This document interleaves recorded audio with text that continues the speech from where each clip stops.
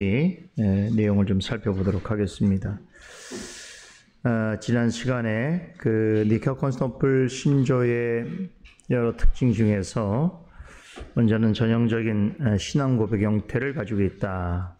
Credo, I believe in, 나는 믿습니다 라고 하는 구조를 띠고 있고, 또 삼위일체적인 구조와 고백을 그대로 유지하고 있다. 그래서 우리가 믿어야 될 대상이 누구인가? 그래서 성부 하나님, 성자 하나님, 성령 하나님에 대한 고백이 있다. 그리고 니케아 신조의 고백을 그대로 받아들여서 아타나시우스의 동일 본질에 관해서, 즉 성부와 성자는 동일한 본질을 가지고 계신다.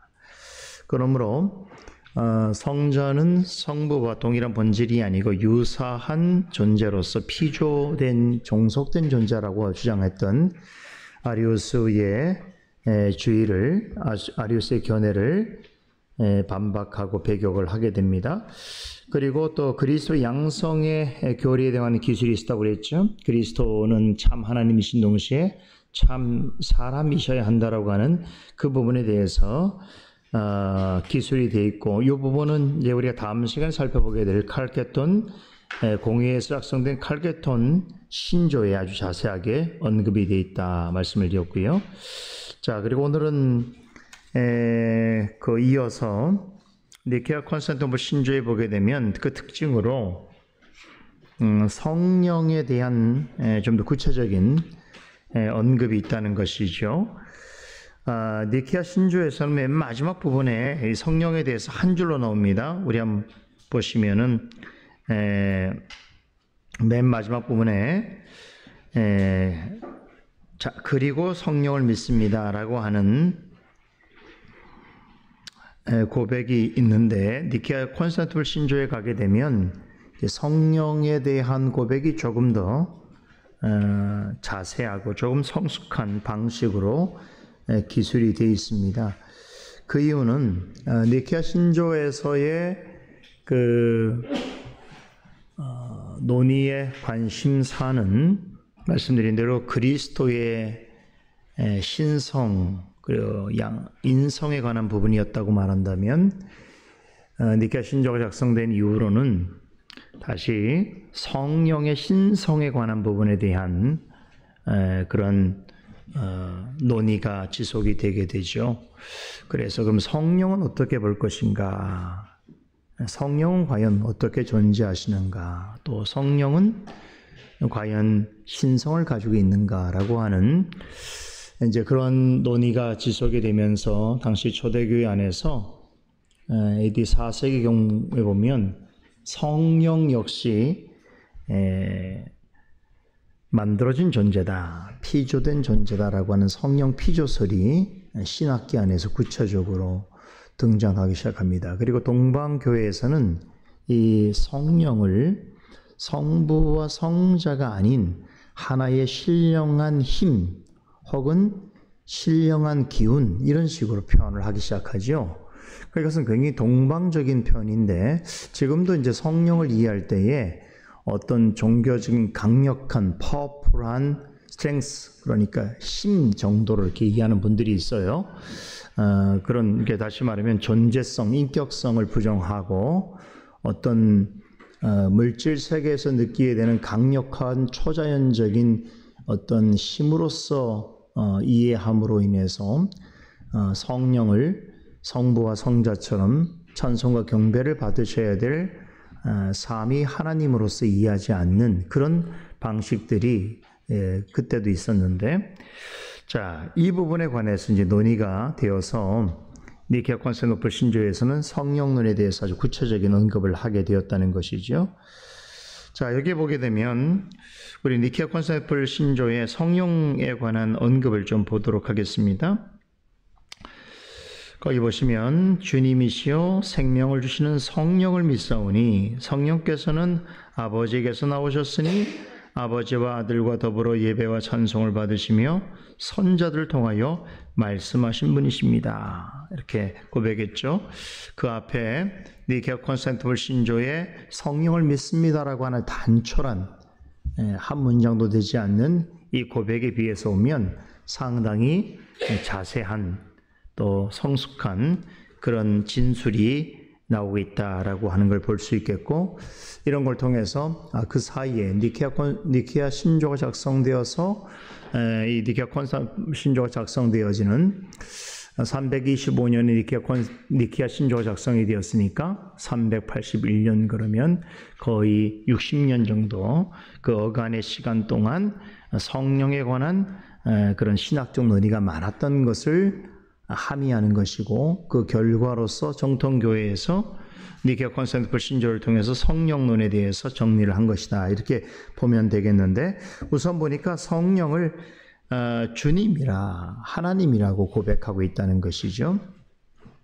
그러니까 삼위일체의 삼위 하나님으로서 고백을 하고 있다. 두 번째는 생명을 주시는 분으로 고백하고 있다. 생명을 주신다고 하는 것은 무엇을 얘기하는 것입니까? 창조주시다, 이런 얘기죠. 그러니까 성령은 성부와 성자와 동일한 본질을 가지신 분이다라고 하는 것을 이 니케아 콘스탄티노플 신조에서 인정하는 거죠. 니케아 신조에서는 동일 본질한 말을 성자에게만 언급이 되었다고 한다면, 니케아 콘스탄티노플 신조에서는 성령도 창조주 하나님으로서 우리가 고백하고 인정한다라고 하는 걸 말하고 있습니다.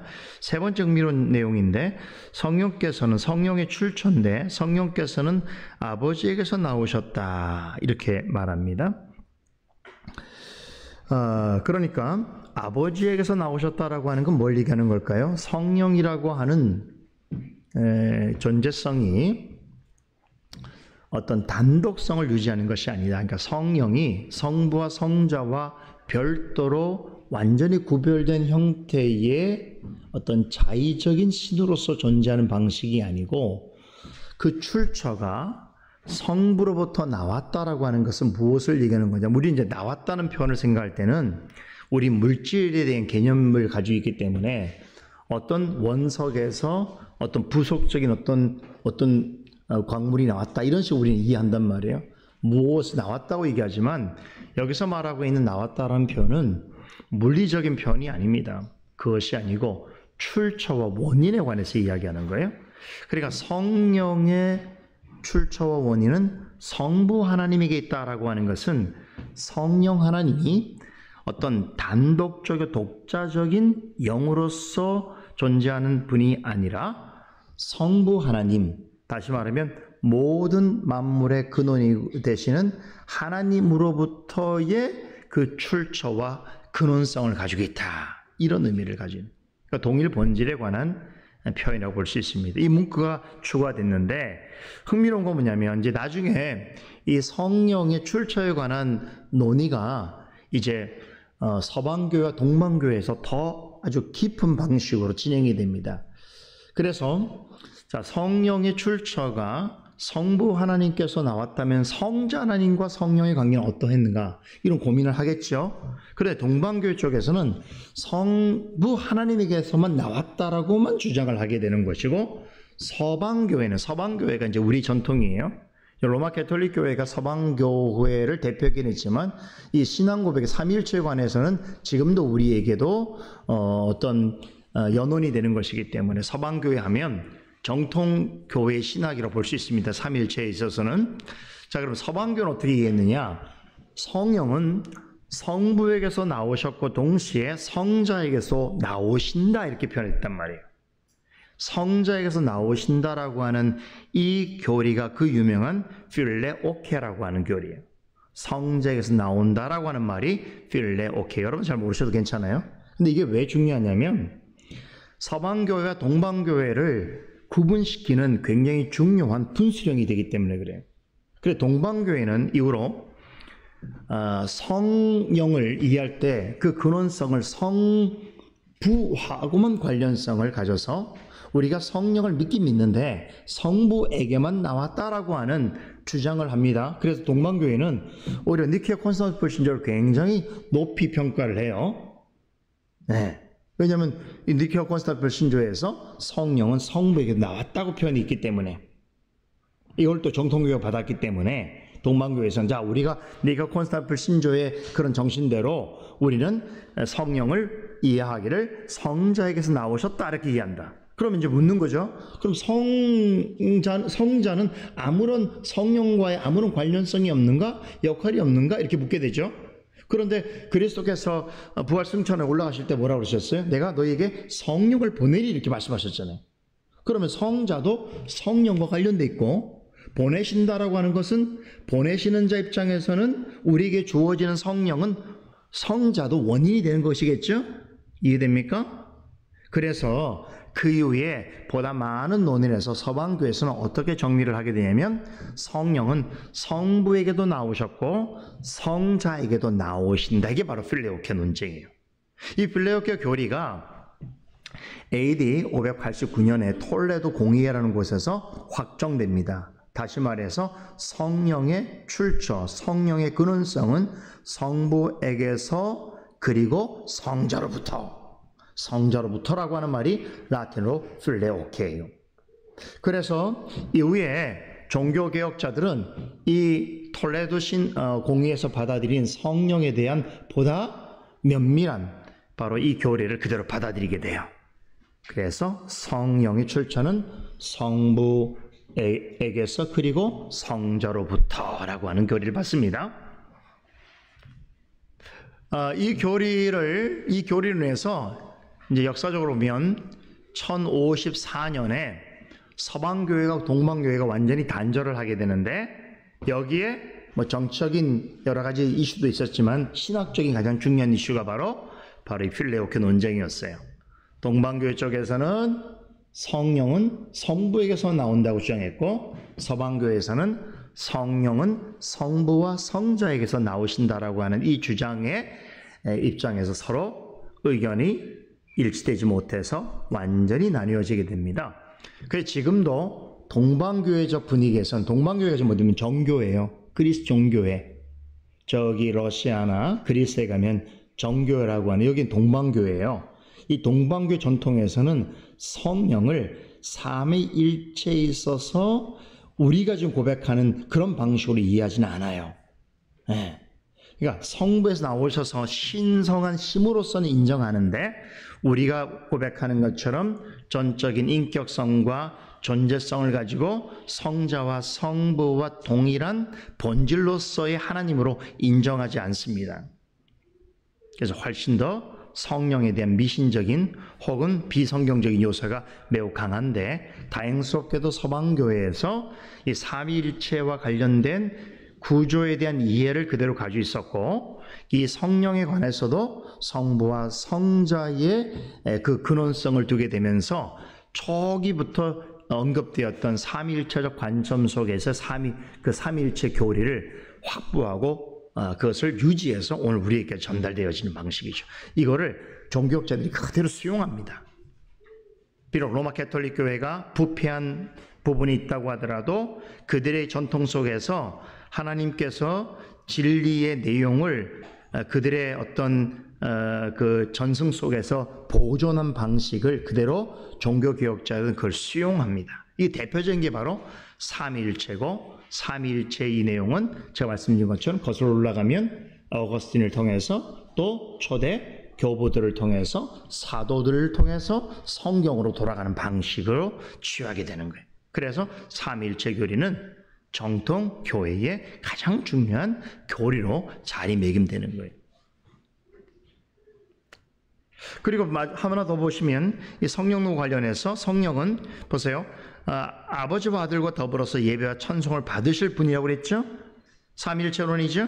더군다나 성령들을 통하여 선자를 통하여 말씀하신 분이시라고 하는 건 멀리 가는 거예요. 성경은 성령의 영감으로 기록되어졌고, 그 영감된 말씀은 오늘 우리에게 말씀을 전하는 자를 통하여 어떻게 되는 거예요? 감화되어지는 방식이죠. 그러니까 성경의 원저자는 성령이셔요. 하나님이라고 맞고 성령이라도 맞아요. 그런데 성령의 감동을 통해 영감을 통하여 기록되었기 때문에 원저자는 성령이시기 때문에 그 성령께서 오늘 그 기록, 원본은 성경은 없어요. 성경은 다 필사된 거죠. 우리말로는. 그 필사되어 오는 과정 속에서, 그렇죠? 오늘 우리말로 읽을 수 있게 됐는데, 그러니까 원저자가 직접 손으로 쓴 건 아니겠잖아요.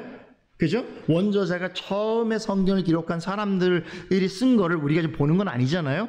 그 처음에 성경이 기록되어질 때에 성령의 오류, 인간의 어떤 생각과 지식과 경험으로 인해서 오류가 있지 않도록 하는 무오류적인 방식으로 기록하되, 그 기록하는 사람의 인격, 실력, 지식, 경험, 그 외의 모든 것들을 유기적인 방식으로 사용하셔서 성령께서 성경을 통하여 진술하고 드러내는 하나님의 말씀에 아무런 오류가 없도록 하는 그 방식이 바로 성령의 영감이라는 거예요.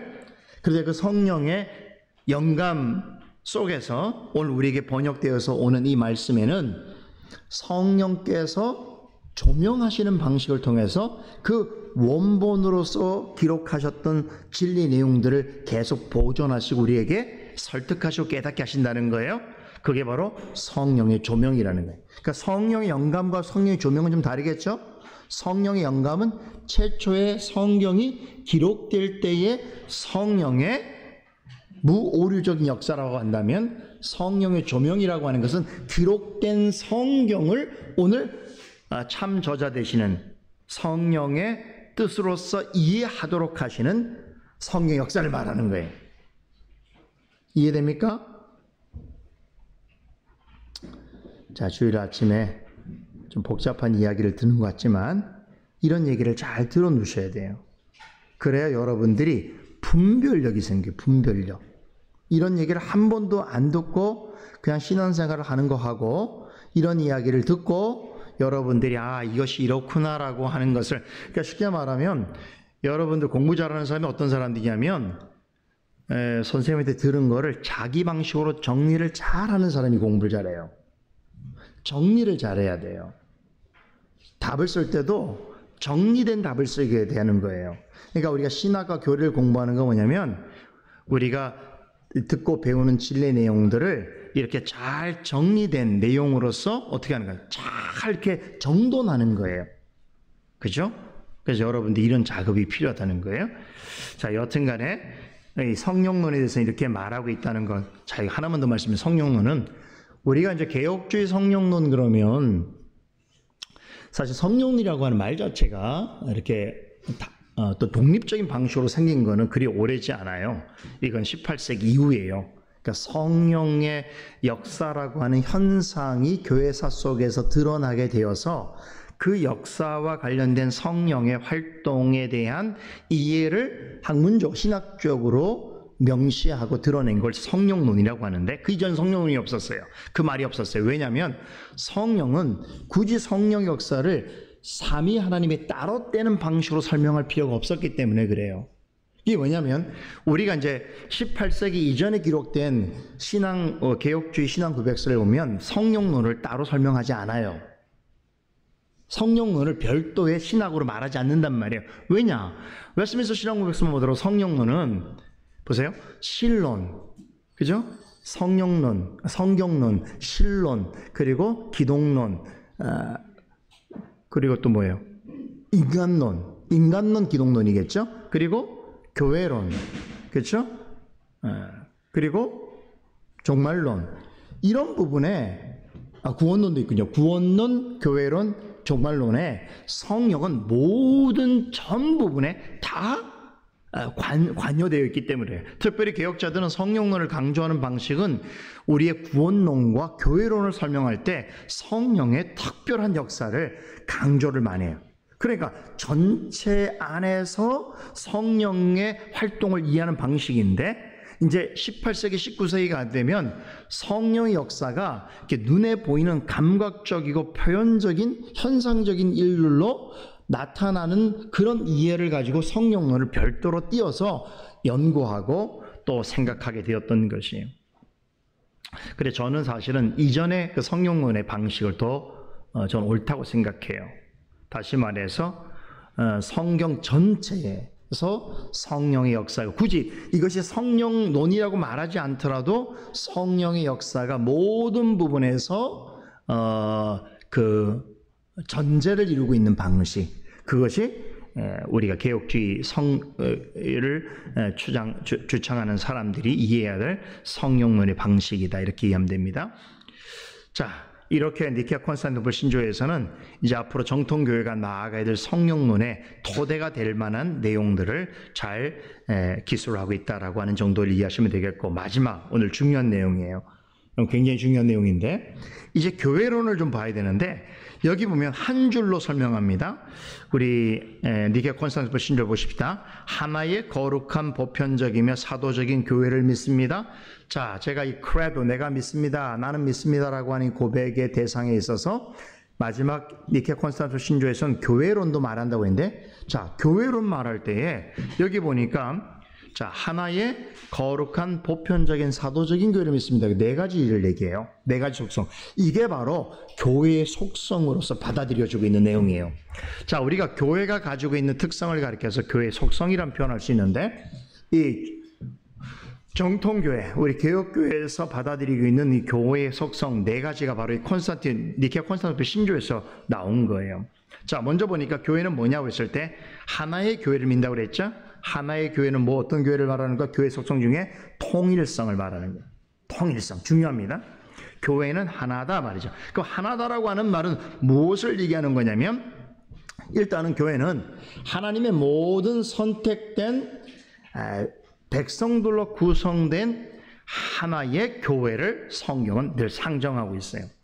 자, 종교학자들은 이 개념을 이해할 때 어떤 방식으로 이해하냐면, 교회가 하나다라고 했을 때 이 하나는 하나님께서 그리스도를 통하여 충만케 하신 교회는 하나다라고 할 때 그리스도의 몸도 하나이기 때문에 교회도 하나다라고 하는 방식인데, 그럼 이 하나인 교회는 어떤 방식으로 존재하냐면 두 가지 양상으로 존재한다는 거예요. 하나는 뭐냐면 모든 역사를 초월하여 하나님의 백성들이 다 모여있는 총수로서의, 택한 자들의 총수로서의 교회는 하나죠. 이걸 가리켜서 무형교회라고 그래요. 영어로 invisible church, 보이지 않는 교회. 보이지 않는다는 거, 우리 눈에 가시적으로 경험할 수 없는 교회. 그럼 어떤 교회? 천상의 교회겠죠. 그러니까 천상의 교회는 시간을 초월한 방식으로 있기 때문에 하나님께서는 그리스도를 통하여 이루어진 교회의 그 시작과 끝을 지금도 다 보고 계시겠죠? 그럼 시작과 끝 속에 있는 하나님 택함 받은 백성들이 전체의 교회를 깼죠. 지금 우리 시간으로 보면 과거에 있었던 택한 백성도 있겠지만 앞으로 미래 택한 백성도 있겠죠. 근데 이 과거든 미래든 우리의 시간 개념이고, 하나님의 관점에서 이 모든 교회를 한눈에 아시겠죠? 이 교회가 하나라는 거예요. 이걸 가르쳐서 유형교회라고 말하는 거예요. 자, 그런데 또 이 무형교회, 죄송합니다. 무형교회. 이 무형교회는 우리 눈에 보이지 않지만 하나님은 다 아시죠. 그런데 이 보이지 않는 교회가 우리의 역사 속에, 우리가 살아가는 현실 속에 어떤 방식으로, 어떤 양상으로 와 있냐면 눈에 보이는 교회, 경험되어지는 교회로 왔겠죠. 지금 우리가 그리스도를 구주로 믿고 고백하는 사람들의 그 믿음의 모임으로서 존재하는 교회가 있죠. 지금 솔리데오 글로리아 교회가 그런 교회고, 이와 같은 교회가 우리나라뿐만 아니라 전 세계에 있겠죠. 이런 교회를 가리켜서 유형교회라고 해요. 비주얼 처치, 보이는 교회란 말이에요.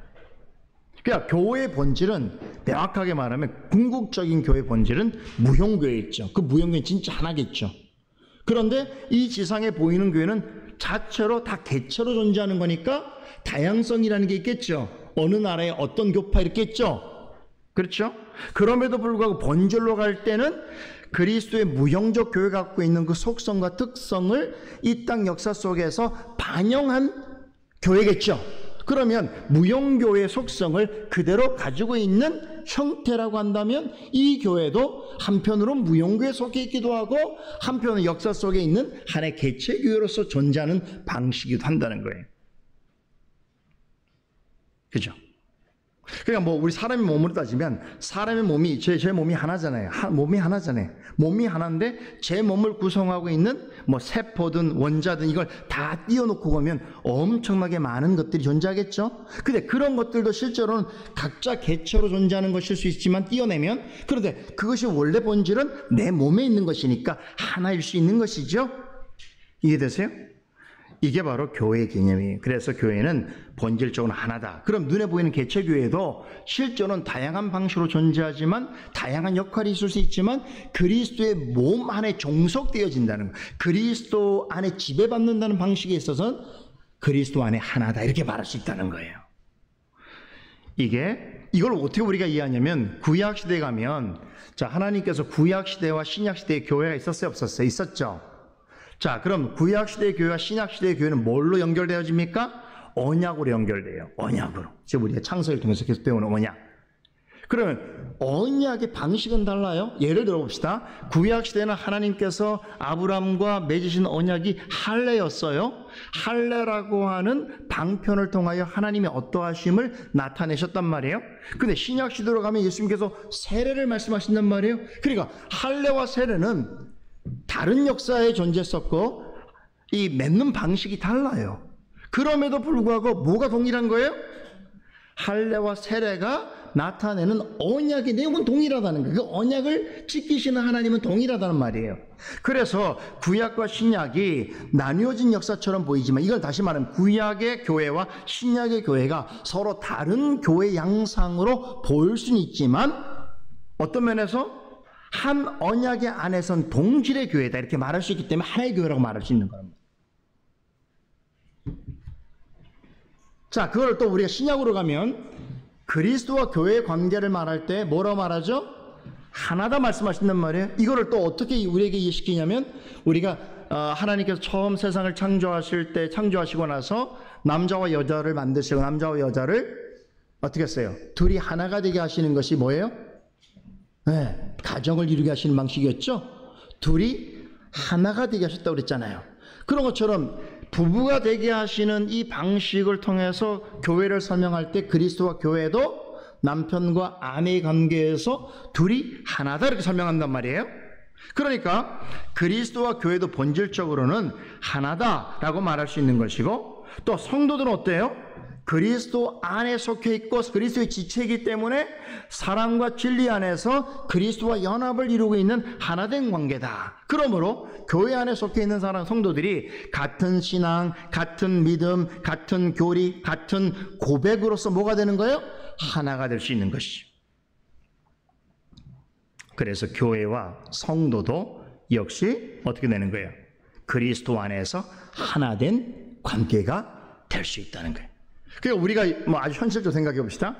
주일이 아닌 다른 날에는 우리가 다 흩어져서 자기의 개인의 삶을 살잖아요. 그렇죠? 그 주일날 우리 모여서 우리가 하나이구나 느끼잖아요.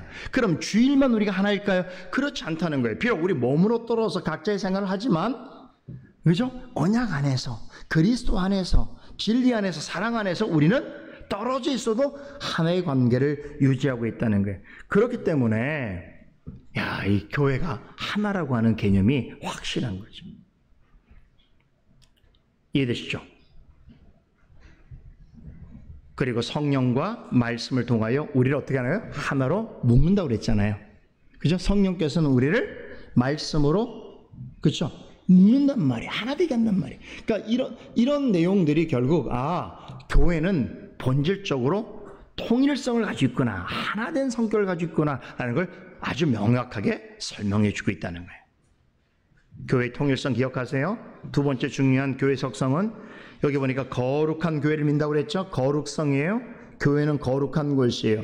교회가 거룩하다는 것은 뭘 의미하는 걸까요? 교회는 형태로는 모임과 기관의 형태를 가지고 있어요. 그러니까 우리는 교회를 생각할 때 세상에 존재하는 모임과 그 기관 여러 것들과 이렇게 놓고 생각해 볼 수 있어요. 그런데 그 특별한 점이 있단 말이에요.